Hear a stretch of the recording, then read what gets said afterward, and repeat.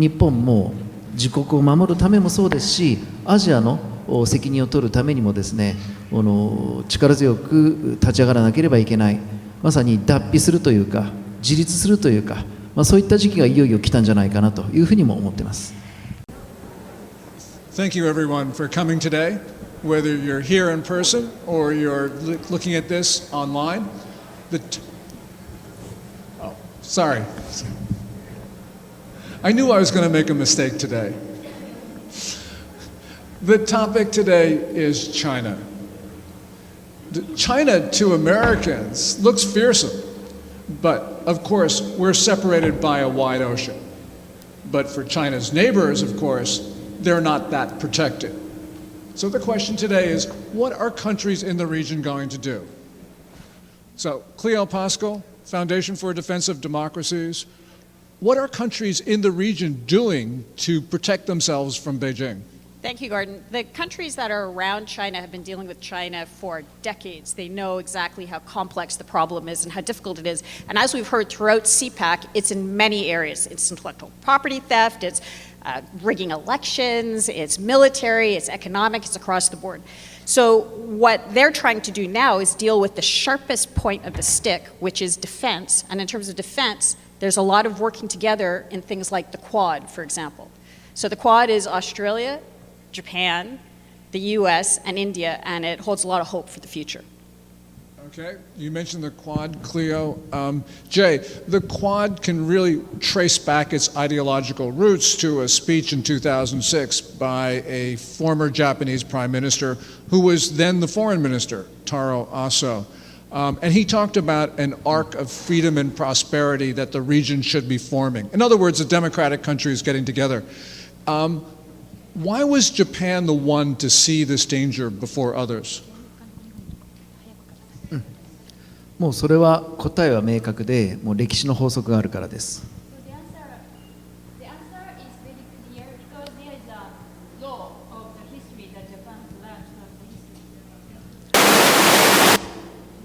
中国という国はもう力が増してきますと必ず膨張主義を取る、必ず外に出ていくという、そうした行為を取るというのはもう歴史の法則だったからです。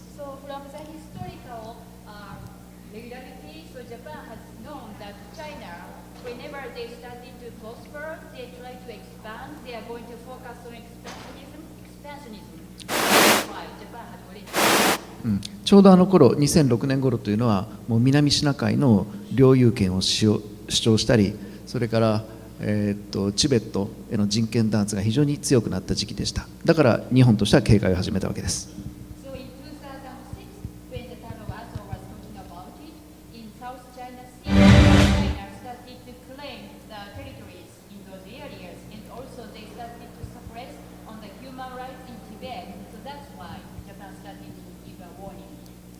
Okay, and that's really important for Japan being the first. Congressman Greg Steube from the great district of Florida 17, which you just told me is the only place in the U.S. where you can go rodeo riding and surfing in the same day. That's great. It's probably the only congressional district in the world. You can surf on Sarasota and Charlotte shores and then go to the Arcadia Rodeo in the afternoon. Okay, there you have it. Tourist information for everybody. There you go. Congressman, we heard from both Cleo and Jay about the Quad, this grouping which is forming of India, Japan, Australia, the U.S. You serve in Congress. The question is the United States really going to be there for the other three members of the Quad? In other words, is the United States going to be there for the region as a whole? Well, the United States was there for those members and those allies when President Trump was the president. Unfortunately, with President Biden and his administration, I don't think you're going to see the level of cooperation and the opposition to Chinese aggression that we had under the Trump administration, which, as a member of Congress, is very disappointing. In December, this past December, John Ratcliffe, who was the head of DNI, said that the Chinese Communist Party was the #1 national security threat to the United States. So you have that declaration from our highest intelligence official in the United States in December, and now you have a new administration that is taking a very dramatic and different approach to Chinese aggression, and that's multiple different facets, whether it's interns or students coming to the United States, whether it's the type of things they're doing from an intellectual property standpoint, whether it's offshoring of businesses. To me, that's a real concern as a member of Congress. There's a real concern for Americans, and we should be standing with our allies in the region. I had the opportunity to serve in Iraq in Operation Iraqi Freedom, and the Aussies and the Australians, even going back decades, have always been a strong ally of the United States. So we need to solidify those relationships that we have with the countries in the region and ensure that the Chinese aggression that is happening in that region doesn't push forward. That's a really important statement. You know, I asked the Twitterverse, what did they want me to ask the panel? And by far, the number one question is, what is Biden going to do with regard to China? Everyone is really concerned. I'm sure that, Congressman, that your constituents must be concerned as well. It's one of my top concerns. I also sit on the Foreign Affairs Committee, so obviously this is the thing that we should be focused on. Unfortunately, the Democratic majority is not focused on it right now. But it's the President Trump did so much to put America first. And that were policies that brought jobs back to the United States, that were trade policies. And I'll give you a quick example. So I have a bill. You wouldn't believe this, but the Department of Agriculture right now, my congressional district is the #1 congressional district in the country for the production of citrus. So if you're drinking orange juice while you're here in CPAC, it probably came from my district. We are now allowing for the importation of Chinese citrus. Why in the world would we do that during a time where our agricultural producers here in the United States are facing a COVID pandemic, the issues that they faced with schools shut down in the beginning of the pandemic, they're losing product value. Why would we put domestic farmers in the United States, let's not even get it into a safety discussion about a food product, but why would we put domestic farmers in jeopardy by importing Chinese produce of all things? So there's so many different facets of this that the Trump administration was pushing against, and that the Biden administration is going to completely reverse a lot of these policy proposals. Yeah, that's really important. Jay Aiba, Japanese Conservative Union, you know, we've heard from the congressman about people are concerned in the United States about Biden and China. What do people in Tokyo think about Biden? Will he stand with Japan? Will he stand with the Quad? はい、とても重要な質問で、基本的な路線は今の菅政権の前の安倍政権が築いたこの路線、つまりクアッド、そして、インド太平洋構想、自由なインド太平洋構想、これを引き継いではいくんですけれども、しかし今の菅政権、特に菅首相は外交能力については未知数だと言われています。なのでこのまま安倍の路線を引き継ぐのか、あるいは中国寄りにぶれていくのか、今非常に注目されているところです。We are really focusing on these issues, whether the Suga administration is going to, where they are going to.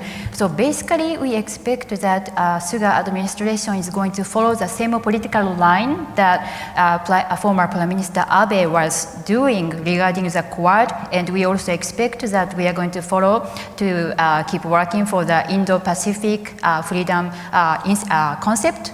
But however, we think that how the Suga administration is going to do, it's unknown. Nobody knows yet. So whether they are going to follow the same political line of the Prime Minister Abe, or they are going to be more friendly to China, we are not sure. We really have to keep watching on this. So Cleo, the question is, around the region, how do they view the new administration in Washington? Well, one of the interesting things that the Trump administration did, and this came out in the Pottinger document, but it was very visible on the ground, was they gave the tools needed to the countries involved. So there's a lot more information sharing, intelligence sharing with India now after the Becker Agreement was signed. They sold a lot of weapons to Taiwan. They've been very supportive of Japan's self-defense force development. So they put a lot of things in place so that the allies could defend themselves in case there was a problem with the U.S. Being politically able to defend it. So I think the question is not so much, will the U.S. stand, will Biden stand with allies in the region, but will Biden stand with the U.S. against China? The countries in the region are definitely going ahead. India blocked TikTok, it blocked WeChat, it's doing comprehensive defense in multiple ways, it's blocked FDI, it's looking at visas, it's going ahead. And as long as there's no brake put on that through things like what used to be used, which is, oh, there are human rights abuses in India, so we have to put a brake on India, and then that breaks their ability to defend themselves against China, which is actually what they need to do, then the allies will be okay. But the question is what will happen with the U.S.? So, Cleo, really what I'm hearing is that, if we go back decades, the U.S. is the leading security partner in the region. It is the one setting the tone. It's the one with the allies and the relationships. What we might hear going forward is essentially that the countries in the region will be leading the charge rather than the United States. So that's what we're starting to see around things like supply chain resilience. So one of the entry points for China, they come in through the economic sphere that has a strategic implication and often is wedded with corruption. So in the process, they'll buy people off and corrupt the political system, and then that compromises the democracies in those countries. We've seen that happen potentially in South Korea now with that recent election. In order to kind of be able to get around that, Australia, India, and Japan have been working on creating supply chains that bypass China. So they're doing that without the U.S., but with the approval of the U.S. So as long as the U.S. doesn't interfere, I think you're going to see a lot more coordination within the region. So Congressman, it seems to me, and maybe I'm being too optimistic here, but that the common sense of the American people, as reflected through their representatives such as you, could force the Biden administration to take a more resolute stand than it otherwise would, because people here, you and me and everybody else, are going to force it to. Am I being too optimistic? Because a lot of people say that I am, but I want to hear it from you. I like your optimism. However, we have a Democratic-run House that's in charge, that Speaker Pelosi is in charge of, and we have a 50-50 Senate. I've had bills as it's related to Chinese aggression and the Chinese Communist Party in last Congress that didn't even move, didn't even get a hearing. I've had bills this Congress that you don't hear Democrats talking about these issues. And unfortunately, when it comes to trade, when it comes to foreign relations, the president, through the Constitution, has an abundance of power to be able to negotiate trade deals, to be able to negotiate these type of agreements. Obviously, militarily has all of the power as it relates to making decisions as commander-in-chief, and I don't believe they are going to come anywhere close to the type of approach that the Trump administration took. In fact, I think they're going to go the opposite direction that the Trump administration took over the last 4 years and the gains that we've had over the last 4 years. Okay, I'd like to open this up to questions from the audience, but before I do, as I mentioned, I asked people on Twitter what they wanted to know. And we had a question from Ricky_Elwood. And this is a question for Jay, because Ricky Elwood says, look, the reaction from Tokyo to China on human rights abuses, crimes against humanity, genocide, aggression, Tokyo's been too weak.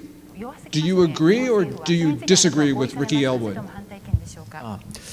今の実態を見る限りは、その通りですと言わざるを得ないとは思いますね。ただ、今、ステュービー議員がおっしゃったように、これからいろんな国がですね、アメリカがどうしてもトランプ政権の時とはちょっと違った形で、引いた形にもしなるとすれば、日本も自国を守るためもそうですし、アジアの責任を取るためにもですね、力強く立ち上がらなければいけない。まさに脱皮するというか自立するというか、そういった時期がいよいよ来たんじゃないかなというふうにも思っています。